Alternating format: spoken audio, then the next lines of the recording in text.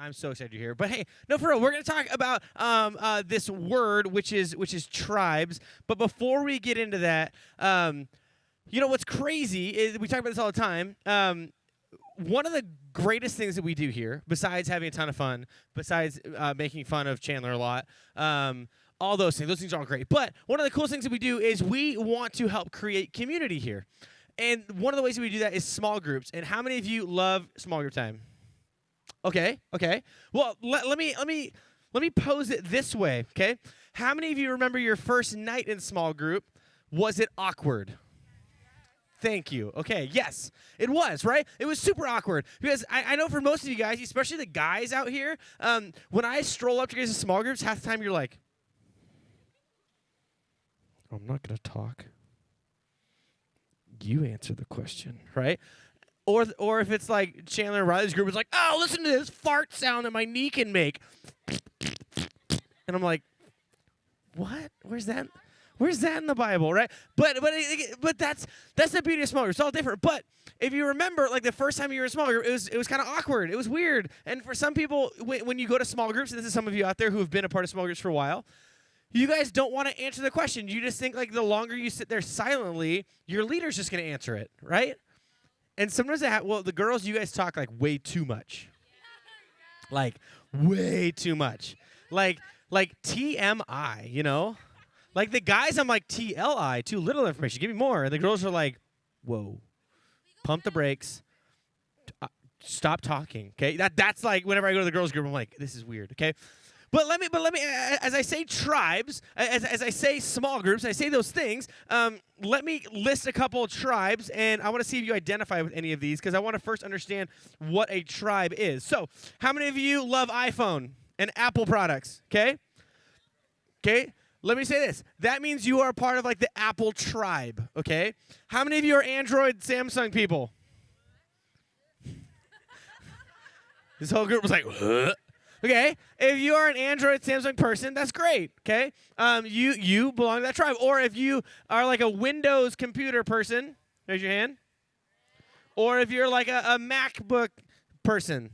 Okay, so you belong to different tribes. Okay, let's check out some more. PlayStation. Or Xbox, okay? Those are different tribes. You belong to those because you believe in something. Anybody out there wear Hollister? Is that still a thing? What? Brandy? Brandy Mulvo? Melville? Brandy Melville. Yes? Oh my goodness.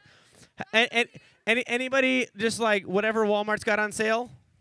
Thank you. Okay, that's my people. Let's see. Okay, how many of you guys, instead of dressing up, just love to wear sweats? If I could wear gym shorts 24/7, I would. Okay. Sandals. Sandals people. Okay. Sneakers / closed-toed shoe people. Okay. Different tribes of people. How about sports? Baseball. Or softball. Sorry, baseball or softball. Okay. Soccer. Football. Basketball. Badminton. Some people. Ping pong.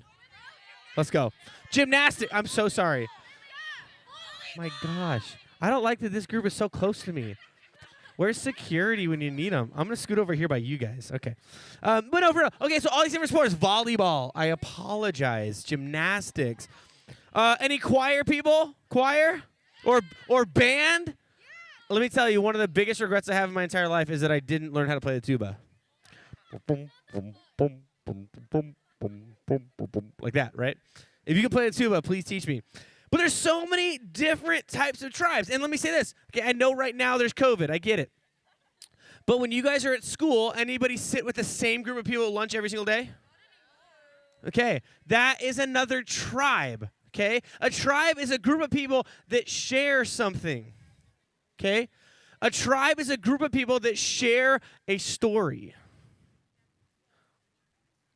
And when I say share a story, when I listed all these things, whether it was sports or whether it was the same people that you sit with at lunch, there's a commonality with that.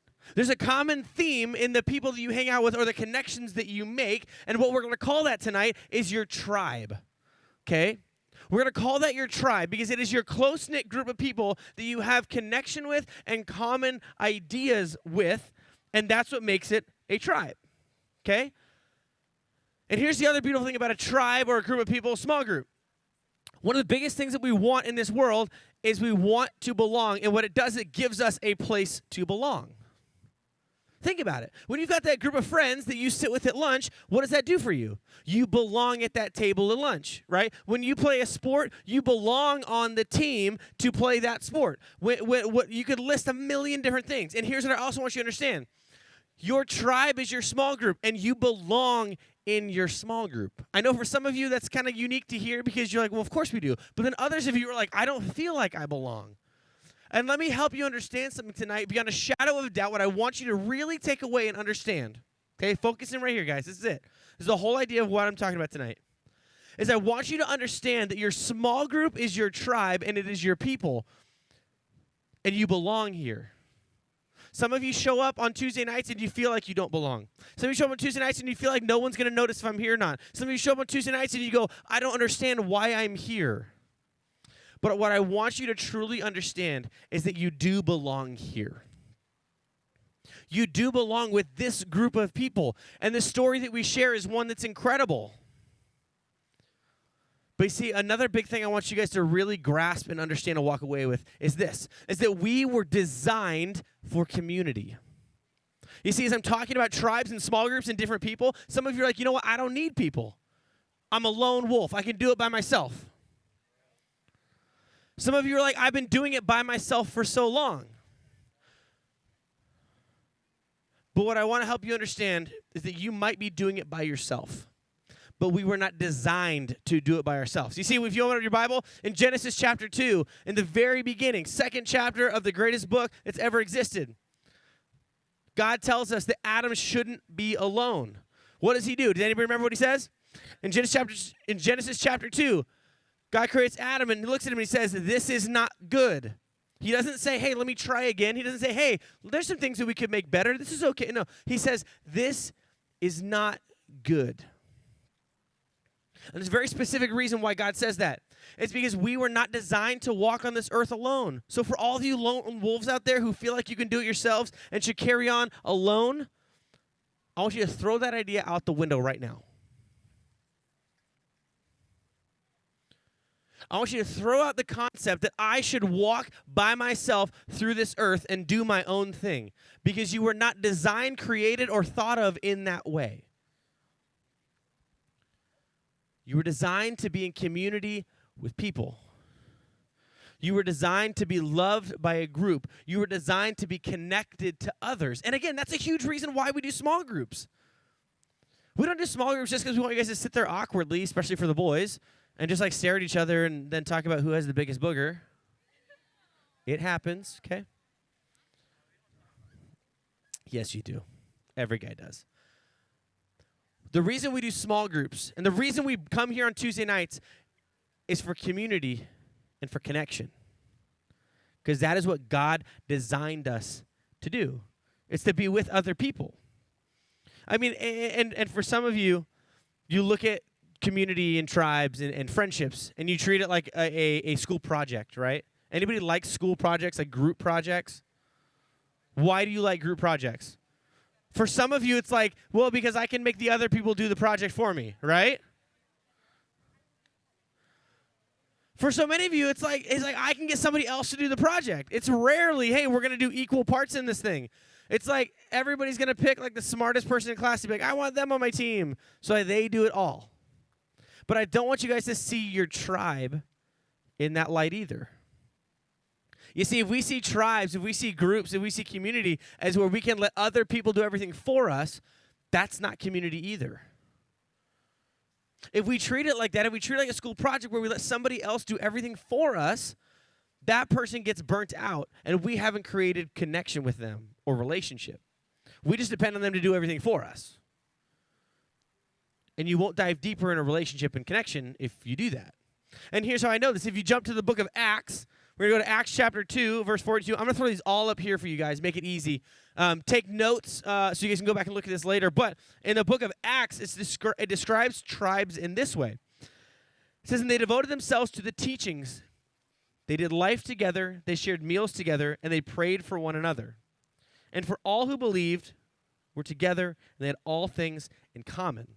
What are some things that stand out to you guys in that? Check this out. And they devoted themselves to the teachings, and they did life together.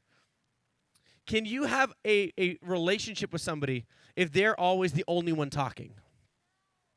You probably could have some type of relationship, not a good one, right? If you've got a friend, and we talk about this all the time, if you've got a friend and they're the only one sharing their life with you, is that really a friendship? No. That's just like a talker and a listener. It's very different. But it says they did life together. It says they did life together, meaning every day they walked with each other in good times, in bad times, in struggle, in happy, in great, in bad, in failure, in survival, whatever you could list. They did it together. And that is what a tribe is meant to be. And all who believed were together, and they had all things in common. What it's saying is community, tribes, small groups should be a level playing field. It's not you going to your small group and sitting there and letting everybody else talk while you sit there quietly. Because are they learning anything about you? No. So then what happens? If you don't share, if you don't talk about your life, and then something bad happens, and you go, man, there's nobody there for me. Why would they be there for you? They don't know what's going on in your life. They don't know what's happening. They don't know the good. They don't know the bad. They don't know what your parents are going through. They don't know the decisions you made last weekend. They don't have a reference point to what's going on in your life. So when something bad happens, why would they be there for you? And it's not that they don't want to be. It's that they don't know that they need to be. So again, if we look at verse 44, and all who believed were together, and they had all things in common, level playing field. They shared their lives together. They talked with each other. They shared their struggles. They shared everything. And you see, the church that was in this description in the book of Acts is a very powerful thing. They were united.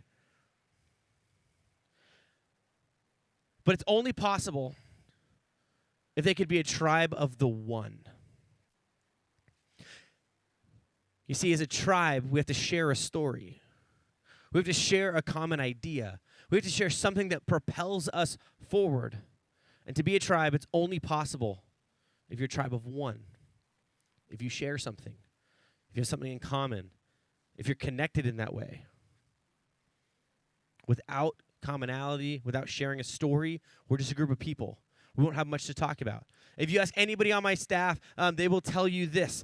I hate small talk. I hate it. I hate it so much. I hate random outings with a group of people where I don't know anybody and they're like, hey, bucko. I'm like, howdy, partner. And then we want to talk about the grass and how many clouds we saw today. And I'm like, I don't care how many clouds we saw today, right? There's no commonality. Just because you show up at one place doesn't mean that there's a connection. Doesn't mean that you share a story, right? One of the hardest things in life for me, no joke, is as me and my wife have been married 8 years, we've been in 3 different small groups throughout our marriage. And the most awkward thing for me ever is the very first night of our life group or small group with new people. Because I don't know any of them. I don't know yet that I share any common interests. But what happens is if I sit there quietly and I don't want to talk and I just close up and go, where's the guacamole? I'm just going to eat the whole time. We will never grow connection. We will never be together. We'll never be a tribe of one because we don't share a story together. We don't share an interest. There's this old African proverb, and it says this. Many of you heard it, didn't know it's an African proverb. It says this. Alone you go fast, together we go far. I want to break that down for you really quick. And here's why this is so important. This perfectly describes what a group of people can do together. And it's written in a way that sometimes we overlook the way the words are crafted. Here's what it says. Alone you go fast, together we go far. Okay, fast and far. You look at it and you go, okay, I kind of get it. But check this out. Alone you go fast. Okay? So if you've ever been with a group of people and they're just taking their time, you just take off on your own. You're like, I'm going to get this done by myself. Okay? And you might go fast that way. But what happens when you have no one to depend on? You get burnt out. You have nobody to turn to and say, hey, I need you to help carry me. I'm struggling right now. What can you push me forward? Alone you go fast, and that is so true. And for some of you that go, I don't need people, you're so right. In life, you've probably ran by yourself and said, hey, look where I'm at. I got the best grades. I got this. I got that. All these things are going for me because you've done it by yourself. But at some point, if it hasn't happened yet, you will burn out and you will feel alone because you'll turn around and you'll realize there's nobody near you. There's nobody next to you. There's nobody behind you. There's nobody in sight because you just kept running by yourself. But now you need to rest. But there's nobody to look out for you. But it says, together we go far. Not together you go far. Together we go far. You see, when you run at your own pace and you take off on your own, yes, you're going to get really far. You're going to have some great things. You might have a great career one day. You might have awesome things, but you won't have a tribe of people who care for you, love you, and are there for you in your darkest times. Because you might go fast. But life's not about going fast. Life's about going far. Life is about exploration. Life is about doing incredible things, not just getting there first. Alone you go fast, and together we go far. See, the other thing I know is this, is everyone wants to belong, but few will ever find a tribe that will truly accept them. Every one of you out here wants to belong. It's why we dress the way we do. It's why we act the way we do. It's why we say the words we do. It's why we sing the songs we do. It's why we do this sport. It's why we want to belong. Everybody does. If you look at me right now and go, no, I don't want to belong. I want to do my own thing. Let's have a conversation. Because you're lying to me and you're lying to yourself. Every single person here wants to belong to a tribe. But few will ever find a tribe that will truly accept them. But how do we find a tribe that will accept us? We have to look for a tribe that shares the same story. And when I say shares the same story, I don't mean comes from the same background in life. I don't mean somebody that has been through everything that you've been through. That's not what I mean. To share a story is to share a belief, share a commonality, share something that you can look at each other and go, I understand that. And for us right here in this circle, in this group of people, that's Jesus. That's Jesus. You see, for so many of us, we don't really understand what that means. We don't understand, well, how does a guy who died a long time ago connect us? What did he do for us? Jesus came to this earth. We just talked about it last week. He died on the cross for us. We share in that story. Jesus didn't just come to this earth to die for one of you or a few of you. Jesus came to this earth to die for each and every one of us.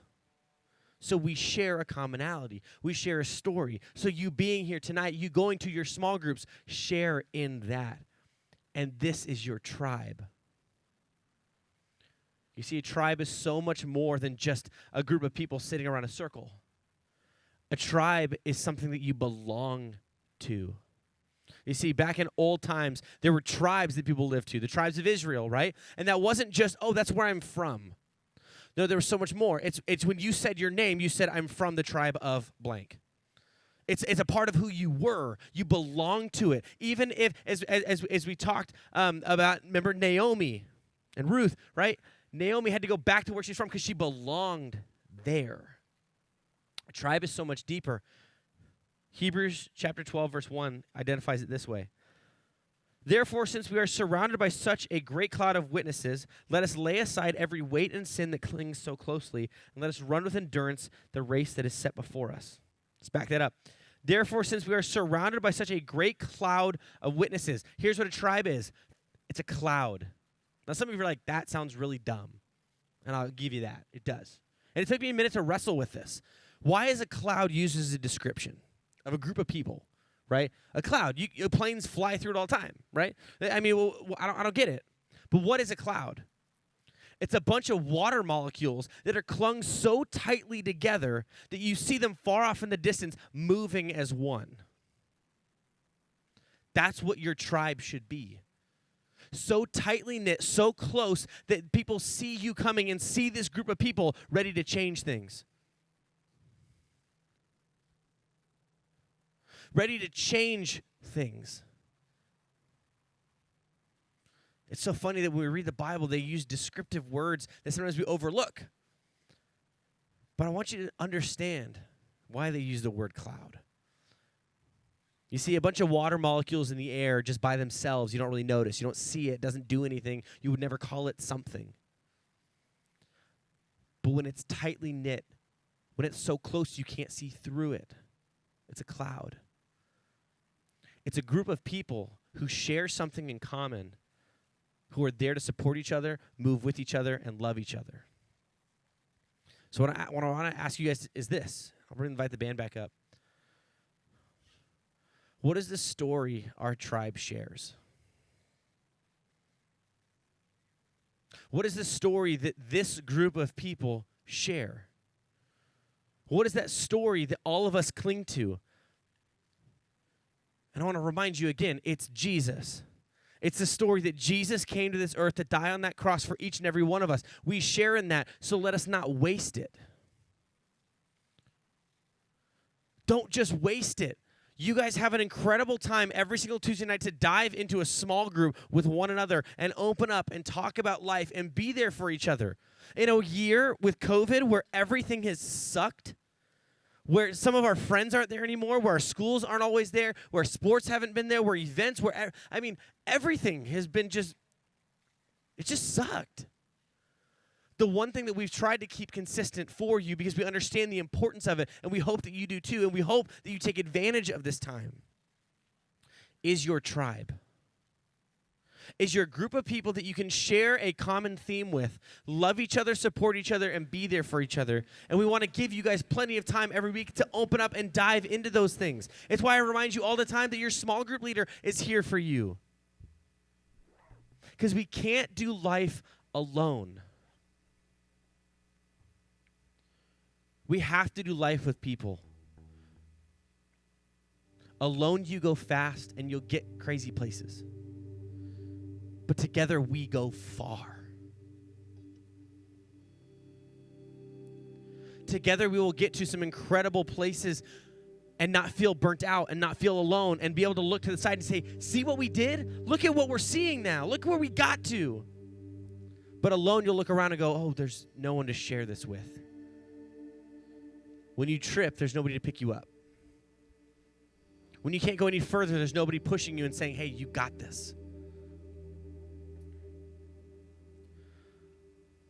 As we continue in this series the next few weeks about the tribe of the one, I want us to truly understand that the people next to you, you might not understand it, they might not understand it, you might not take advantage of this, that's okay. But understand that we are a collective group of people who are here for one common thing. It's because Jesus came and died on the cross for you. Let us share in that. Move together and do incredible things. Alone you go fast, but together we go far. Don't do life alone. Do life with the people who are next to you.